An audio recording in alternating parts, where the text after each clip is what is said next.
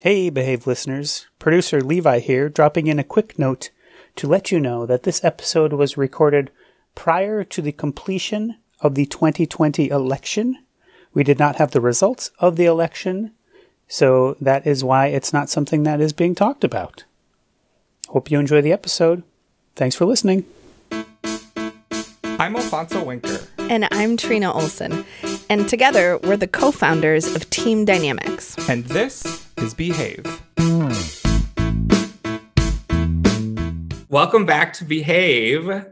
So, Trina, I think a conversation that would be interesting for us to have today would be around our own self-awareness. So we are often in Behave episodes helping folks return to their own sense of identity, their own sense of connection to race, gender, and more, interrogating and investigating our patterns of behavior and how they're linked to identity. And we often encourage folks to have goals. And I wonder how we are around our own self-awareness and our goals. We talk a lot and think a lot and write about and train a lot related to race and gender. But I know we are constantly in a process of getting close to and wrestling with those constructions for ourselves. Yeah, I think that people often feel surprised when we start to share where we're struggling or where we've come to a recent new awareness or where we're disentangling, how the predictive nature of white supremacy and male supremacy has just been shoved into all of our pores from the moment we've been born, right? And because you and I are in relationship across race and across gender, I think people often get surprised that we're both doing work on race and gender for ourselves. So it's not just because I'm a girl and now a woman that I'm like good to go on all my gender programming and that I don't reinforce male supremacy. I absolutely do. And I think folks vice versa think you're probably good to go as a person of color who's really done a lot of work around your own relationship to your race. And so I think, we're in an interesting period where folks are genuinely wondering and are overwhelmed by the idea that like, wait a second, this might be forever work. And I'm curious, Alfonso, for you, when is sort of a time in recent memory or even when you were a child that it occurred to you weren't gonna ever finish doing self-awareness work? Okay, I love that question. I want to poke at something that I think folks might gloss over because you said it fast. Oh, sure. So this conflation of lived experience with capacity. Yeah. The idea that, well, it's two things. I think one is the idea that because you're a woman, you show up with more capacity to bridge across lines of gender or deconstruct preferences for masculinity. Mm-hmm. That's just not true. Right. And it's that conflation. The example I'll give from my lived experience, right, is I've developed an intellectual expertise around a lot of stuff, right? That doesn't mean I always have the knowing in my body. So like the way I'll describe that is for a period of my career, I was doing lobbying, organizing, and leadership around comprehensive immigration reform. So I learned a lot about that. I have 0 days lived experience on the planet as an immigrant, right? I'm a US born US citizen in a white person's body. Nobody ever thinks I'm not from here. I've never been questioned, right? I have a US passport, but that idea that because I can speak in a meeting like an expert about something, then I and other people will start to really assign value that, oh, I've probably got the whole package, the whole experience. And I absolutely don't. Totally. And I think it also reinforces dominance in some ways, because then it also puts the work of racism on people of color, the work of sexism and transphobia on women and trans people. Yep. Right. So that's why for me, self-awareness is so important, because it keeps us inside those systems. That it says like, I might be experiencing marginalization or exclusion or inequity, and at the same time, I might be reinforcing it with how I think or how I behave. So go ahead. That made me think too of the layers of positions at organizations, because sometimes we also conflate people's positions or experience in their job with their capacity. Oh, yeah. So we believe that because somebody's a director, a vice president, our board chair, that they should be an expert at all things. including somehow being above, beyond, or more ready for dealing with racism and sexism head on. And sometimes folks get surprised when interns are ready to go deep because they have built a particular capacity. So again, capacity has nothing to do with how old we are. It has nothing to do with our role in an organization. They can be unrelated. But I think that idea that you and I are willing, as part of our practice as leaders, to keep sharing with our listeners that we believe this is forever work for us, and we're always in development. So sharing some of that today could be really interesting. Yeah. And that question of how did you get so far in your career without being better at doing race and gender equity work is funny to me sometimes, because if we look at the qualifications and job descriptions that people have had, it shouldn't be surprising to us, right? Because it hasn't been in the job descriptions. You haven't said, like, we expect you to have built this muscle or this capacity, but then we're like, but now you're in charge, so you should be good at it, right? And it's like, no one ever asked you to be before. So why would you all of a sudden be now? Right. And for any of us who grew up or spent formative years in the US, we experienced the same lies and propaganda, right? Not exactly the same, depending on when we were born and who our parents are and who our elementary school teachers were. But like, we were all handed racist garbage about the history of the US that just isn't true. We have all been shown over and over again that women are required to play by totally different rules than men in order to have access to meaningful work. Right. Right. And so it is like, it's why I say it's gotten into our pores. It is coming at us from everywhere. So the idea that any of us would be beyond it just because we've developed a rigor or a specialty is wild. Totally. So I want to go back to this question that you asked me about a realization of realizing, oh, this is forever work. And I'm someone, as you know, I love to be done. It's your favorite thing. It's the most satisfying feeling is finished. Like, we did it. It's done. The end. You're like closing your laptop. You're like closing your notebook. Yes. You're like putting your pens in your pouch. Like you love zipping up your backpack. Yes. You're like, look, it's complete. Complete. And I've probably talked about this at some point on Behave, but the Pulse nightclub massacre was a moment for me where I recognized, oh, the work isn't done.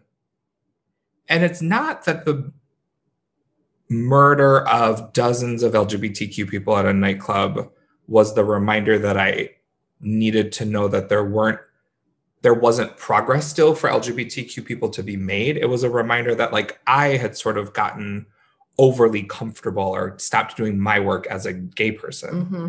And so that moment for me was a wake-up call to say, like, you have been asleep or you have been off the clock, maybe. Like, sure. And we talk a lot about justice work as a relay race. So it isn't that you're not doing self-awareness if you're not in like a high intensity, like, moment in your work. But the realization I had was, oh, I had gotten so comfy because I'm a cisgender person with access to money that I wasn't thinking about safety and its connection to my queerness. Yeah. And then a bunch of people who look like me with names like mine got murdered while they were trying to dance and be joyful. And I'm like, for me, the connection between gay bars and dancing as a place of joy was like, oh shit, like, you've been kind of sleeping on or like coasting on your relative comfort or what you thought was sort of your arrival or comfort. And so for me, that was a day that was both painful and reminded me to recommit to my own sense of awareness. So I was angry and scared about and at the conditions and the people in this country that believe that as queer people, we shouldn't be alive. But I was also caught off guard because I was like, oh, wait, like, I hadn't imagined that this level or this lack of safety existed. So it's a sort of jarring moment. I think sometimes they can be more gentle or they can be sort of in like seeing a commercial or like listening to a song. But that one just really stands out to me as something that's like in the last 5 years. Yeah. That it wasn't like when I was 12, right? But it was in this decade. Yeah. An event happened. So it was like, no, remember, like, we aren't safe all the time. Right. How about for you? Well, and I'll say on that example too, I think it makes sense because we are in US workplace cultures and in the US generally, there's a huge policy fixation, And when big policy wins happen or big policy losses happen, we have been taught to believe that then culture just changes on a dime. Right. Right. And so that idea that, yeah, over work of decades, we had some major wins in the LGBTQ community that did not stop homophobia from existing. Right. Right. It was not causal. And I also think the fact that you and I had reactions and they were different as LGBT people to that same event, because we know those folks in the Pulse nightclub were targeted because they were gay and brown. Right. Right. And I'm gay and white and you're gay and brown. And so it wasn't, I didn't care. I absolutely remember that day. I remember it with a ton of specificity. And we're still experiencing the same experience differently. Right. Yeah. So the Me Too movement has kicked up a lot for me. I feel really connected to it and really far away from it because I am a queer person who, when I experience being sexualized in the workplace, or I experience someone trying to have power over me, it is not necessarily in romantic relationships with men. I haven't had those since high school. And I feel really fortunate to be in a very close relationship with a lot of men. So some of my best friends are men. I'm really close to my brother-in-law and my dad.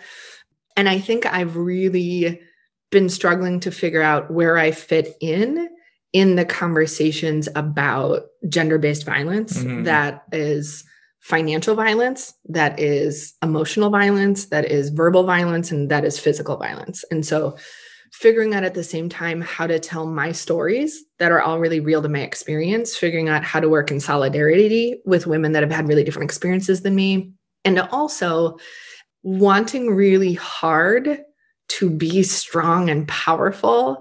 And so it just feels so unstrategic to me to talk about where I feel vulnerable. It feels like sort of opening people up to where they could hurt me. And I've worked really hard to build armor so they can't. So I think as we think about the conversations of Justice Ruth Bader Ginsburg's passing and what might be up for grabs in a new Supreme Court, when we think about the book that you and I are writing called Hiring Revolution, where, I was in a gross study about how women are underpaid, underpromoted, and underhired.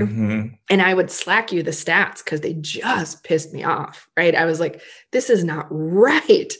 And nobody's talking about this. Like, everybody's like, oh, this many cents on the dollar. And I'm like, why aren't we, I'm going to get a face tattoo about this. Right. Like, that's how close I'm getting to how insane this is. So we have these like American tropes, like equal pay for equal work, or my body, my choice, or all of these campaign slogans that are really important. But the truth is, women are really in danger in the US. And it makes me embarrassed for the US. It makes me pissed off that I live here.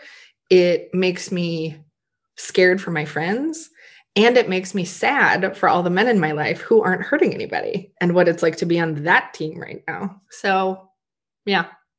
So can I ask a follow-up that is about holding sort of the both? And I think it could be easy for folks to assume, because you are a white woman who's about to be 40, who's in executive leadership, that you would be not holding complexity around campaigns like Me Too, that you wouldn't sort of be holding multiple things at once. So like, can you say a little bit more about that, like how it is both motivating and challenging for you? Because I don't think what you're saying is like Me Too as a campaign is problematic. No. You're saying like you feel close to and disconnected from aspects of it. So can you say like one more layer about that? Because I think that might be like, wait a minute, the Trinas of the world are supposed to be like, this is our moment. Sure.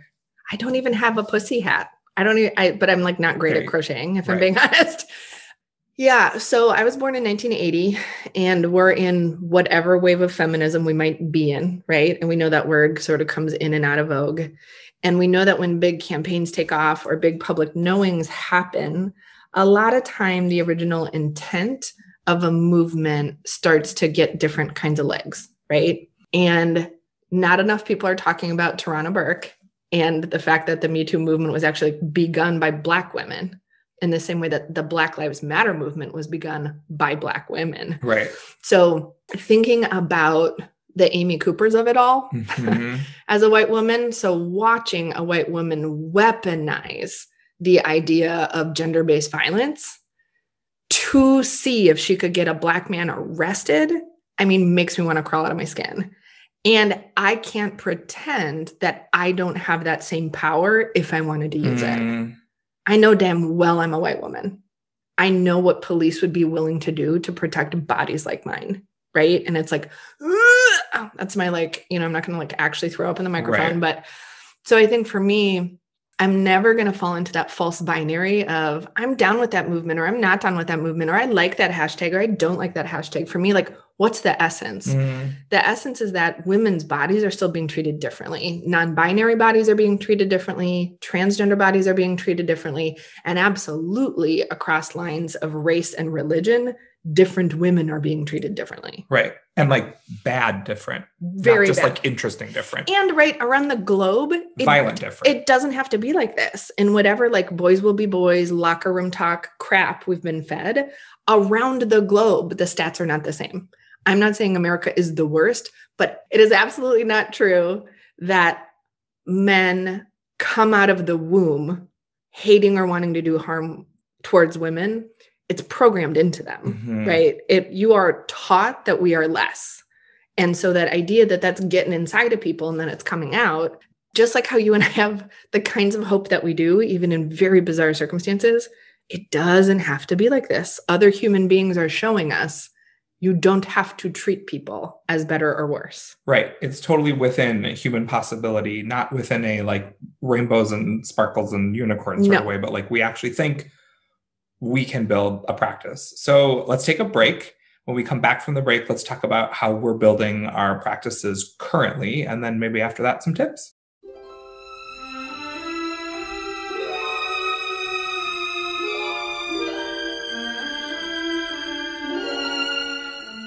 Welcome back. So as practitioners who support other people in workplaces all around the country to increase their self-awareness related to race and gender, I thought we could share a little bit about what our current practices are. So I want to share just a little bit about what I'm doing related to my own racial identity, ethnic identity, and just sort of how that shows up and how I grapple with and wrestle with it. I think as a light-skinned person who has a white dad and a brown mom, I come from a family where different people use different words to describe ourselves. And we definitely talk about like being from a Mexican family. And because of the work I do and the communities that I'm in and the relationships I'm in, that hasn't always been a useful way to identify racially, especially in a context where people are always trying to like situate other people in relationship to whiteness. So I'm like, I don't feel like a white person, and I don't think I always look like a white person. And I know there are times when I've benefited from whiteness, my proximity to my dad, how people sort of understand or make sense of me, but it's definitely something I'm like thinking a lot about right now. I was just going to say, whenever we're in California, because we have a lot of clients out there, everyone knows you're Latinx. Yes, it's right? very clear. It's very clear. And it's not because your skin color has changed.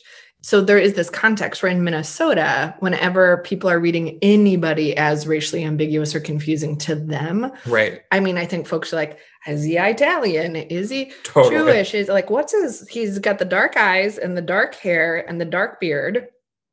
Oh, that doesn't feel like Russian to me. So right. Like, what's his deal? But it is really interesting as someone who travels with you to see how different folks on airplanes, how different hotel people, how different Uber drivers treat you or talk to you. Right. Yeah. It's like people in uniforms know that I'm not white. That's right. Like, that's right. They're looking for me and they're aware of who I am. Yeah. So I've really been thinking about this, and I've been on this sort of quest to feel like I can claim something for myself that really makes a lot of sense, that isn't just sort of handed to me or gifted to me. So I'm really in kind of a study around racial identity. And so I'm co-reading 3 books. And so it's going really slow. So I'm reading My Grandmother's Hands by Resmaa Menakem. I'm reading Mexican Americans and the Question of Race by Julie Dowling. And I'm rereading Borderlands by Gloria Anzaldúa. And so what's interesting about the mashup of these three books and how they're sort of helping me get clear about my own story of race, because something we say to clients all the time is when you are close to your own story of race and you understand your experience as racialized, then you can do something about racist systems, right? But you have to be like pretty intimate with your own story. So I'm like, okay, I'm teaching every day that people should be close to their stories. And I'm like in a season of like, okay, what's my story now? So there's an activity in My Grandmother's Hands that invites you to sort of meditate on and reflect on like, so when did your people who are on this continent get racialized? And then were they racialized as Black or brown or white? And I was like, I think Latinx people are all those things. Yeah. Right? Yeah. I think we're Black. I think we're brown. I think we're white. And I think we have different connections to those things. And I knew some of the answer related to sort of how my family or my grandparents identify and then how people in my family talk about, but I was like, but like meta level. Yeah. So then I started sort of researching the census and the history of all that. And I came to this Julie Dowling book, and she's researching Latinx identity specifically among Mexican Americans. And this idea that depending on what your kind of mindset around races, so if you kind of have more of a colorblind mindset, or if you have more of an anti-racist mindset, informs how you as a Mexican American might choose to identify, unrelated to lightness or darkness of skin, but more about sort of positionality.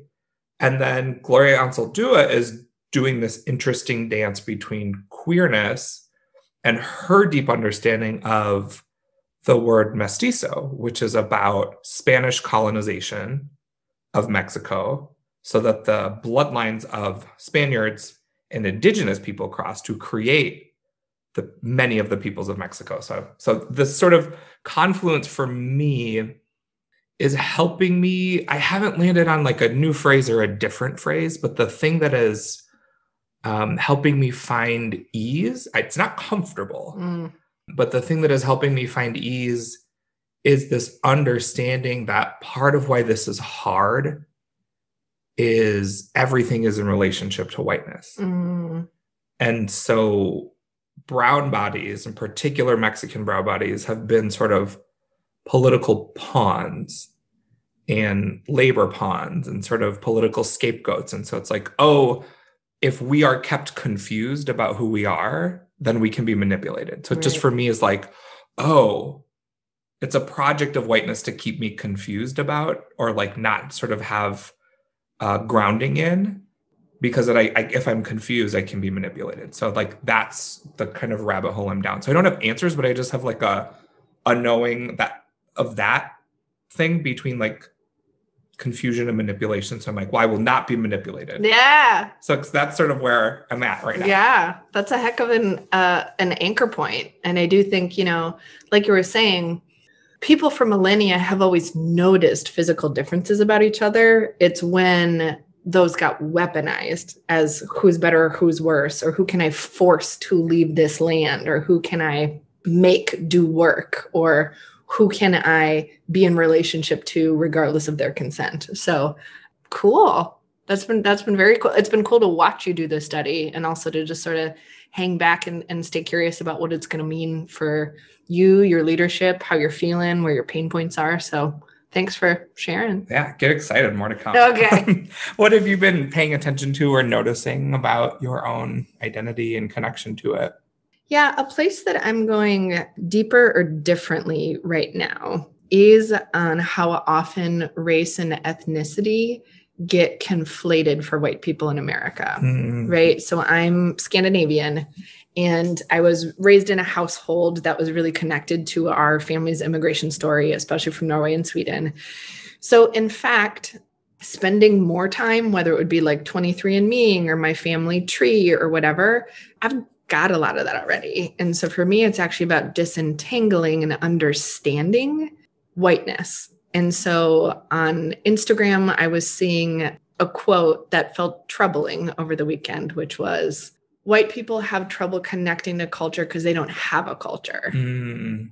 That's not true. There's all sorts of patterns that are whiteness, but they haven't been coded as whiteness. They've been coded as the norms against which everything else is measured. Yeah. And so I think in my family, one of the ways my family story keeps me separate from the responsibility I have as a white person is we keep thinking about ourselves as more Scandinavian than American. Mm. And so I think it's this idea, right, in this election cycle of like, who are American and when are we pulling out the colors and when do we feel proud and when do we feel embarrassed? And so that idea of even headed into some holidays that I celebrate, it's like, oh, I celebrate it this way here. And that idea that my whiteness is often unaware to me. And I'm somebody who thinks about this every day. So I'm still trying to understand how my relationship to my institutions, right? How going to a bank, going to a hospital to get a COVID test, being able to travel by car and what that feels like at different gas stations, right?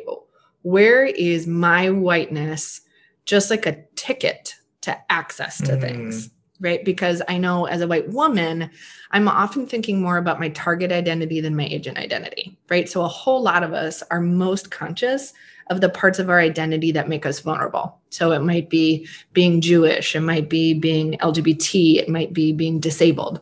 All of those things are true, right? There are vulnerabilities there. And my whiteness is like this big umbrella that my queerness and my womanness gets to hang out underneath. Right. And so I'm just this is not about rank ordering my identities because they're all important to me. But I think I have spent so much time thinking about being a woman and being LGBT and being on the cusp of being a millennial and changing class over my lifetime. I have a PhD in thinking about that stuff. Sure. I don't mean literally. I just mean my brain has done it a lot. And so it's time to start thinking about how am I behaving whiteness? What are the actions I take? What are the patterns I have? And where am I doing it where I'm not noticing? And so I work really hard to not be like the Amy Coopers of the world. And I'm a white woman, so I know I'm missing stuff. And so I think it is being really open. And I'd say another one of my practices lately is very consciously seeking out data, input, conversations, expertise from women across age. Sure. So I think when I think about my podcast, my Instagram feed, who I'm paying attention to on Facebook, what kind of articles I'm reading, I'm trying really proactively to make sure that my feed is full of a ton of women of color and is full of women who are in their 80s and women who are teenagers and everywhere in between, so that I'm not holding so tightly to the specificity of my experience as being the only experience of being a woman that matters. Well, thanks for sharing that. And I'll just say something that I have enjoyed getting to work with you every day is how, going back to this idea that multiple things can be true, how you hold joy and enthusiasm for your Scandinavian heritage and traditions and practices without that being an excuse for whiteness, right? Or without it being a reason not to. So I think it's a great model, I think, for me as a queer person, as a person of color, to then say things like, so I'm also not off the hook for being a man. Like, we're all these things, and we can have enthusiasm about aspects of who we are. And then the systems still treat us in this whole other way that we, like you said, we get a free ticket or a free pass. So let's take a quick break, and then we'll talk about a tool.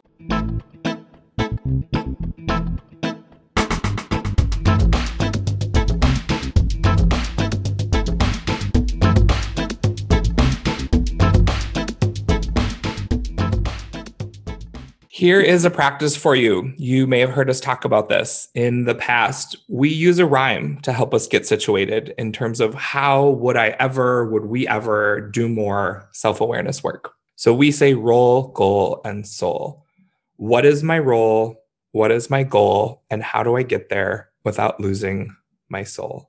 So my goal, when it comes to disrupting and upending preferences for whiteness and masculinity, having a deeper understanding of my own connection to race and gender as constructions. When it comes to getting closer to our own stories of race and gender and upending preferences for whiteness and masculinity, first, what is my role? What is it that I feel responsible to? And also what is expected of me? So given the identities that I have, and also the positions that I have, what are my responsibilities and expectations?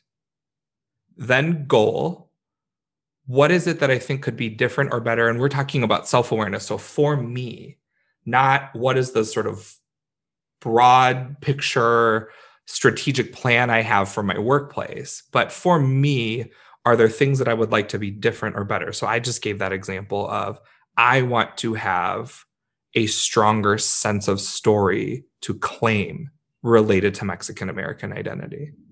I didn't know what I was going to find in that journey, but that was my goal, right? And then how do I get there without losing my soul? And this is about values. So what are the values that you have to guide your decision-making, to guide your work? So for me, connection is a value, and connection starts with connection to self, being grounded in a sense of who I am and how I am. So that helped me pick things. So often what Trina and I will say is if you're feeling like the work is a little ambiguous or you're getting lost in a bunch of questions, it might be that your goal isn't specific enough or you're doing something outside of your values. If you want to do some journaling with that resource, the Role Goal Soul worksheet is available on our website, teamdynamicsmn.com/tools. Thank you so much for hanging out today. We always want to hear from you on Twitter. You can tell us about your self-awareness journeys at Behave Podcast. Be sure to wear a mask, wash your hands, and make good choices.